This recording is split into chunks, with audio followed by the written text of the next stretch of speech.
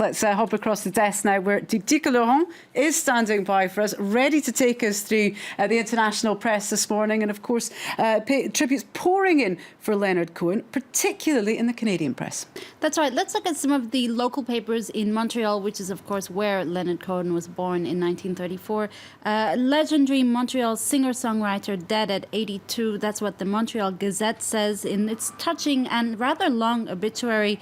The Gazette says his loss is huge. He was an artist who was considered old in 1967 when his first album came out, yet he ended up outlasting most of his contemporaries. He was a poet, an artist, a singer. He was somewhat of an anomaly as well. Now, the French language newspaper Journal de Montréal reminds us of what's been a morbid year for legendary musicians.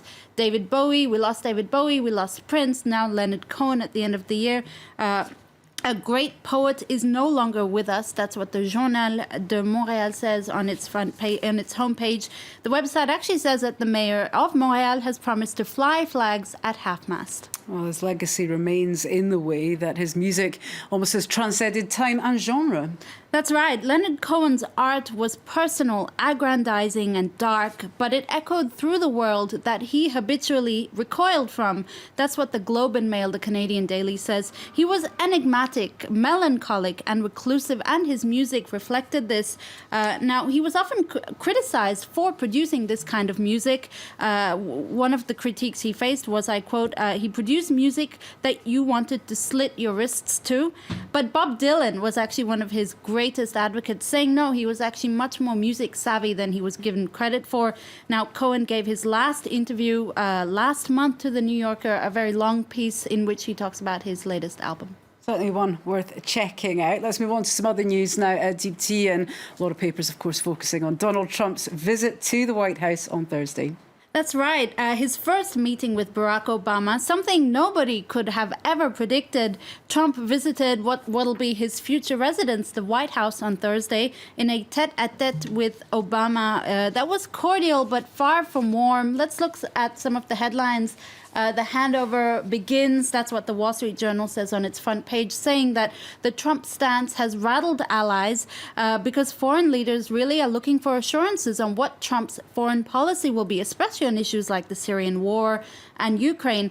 Now, the website Politico has a great headline saying Trump was trying on the presidency for size, adding that he was on his best behavior. And then you see The Guardian here, Trump prepares for power.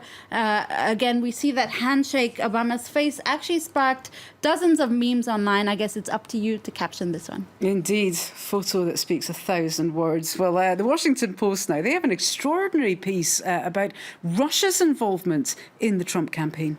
That's right. This is from the Washington Post, as you said, which quotes the deputy foreign minister of Russia, Sergei Ryabov, who told Interfax news agency, a state-run agency, that, quote, there were contacts with the Trump team during the campaign. He offered no more clarification on that statement, but it has reopened debates on Trump's future relationship with Russia.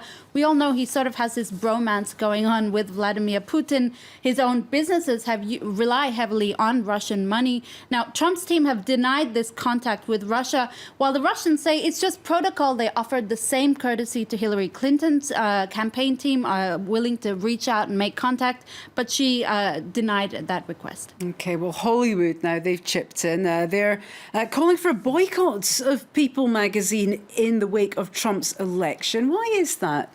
Well, the celebrity rag is in hot water. It's facing a lot of backlash because of its latest cover featuring Donald Trump. It appears that People magazine has done a complete 180 on its opinion of Donald Trump. A People journalist actually accused him of assaulting her in 2005. There's a cover. During the campaign, People magazine published this account of the alleged sexual assault and stood by their journalist. But now that the Trumps are moving into the White House, it appears that they're now sort of fawning all over the future first family, and a lot of people are unhappy about it.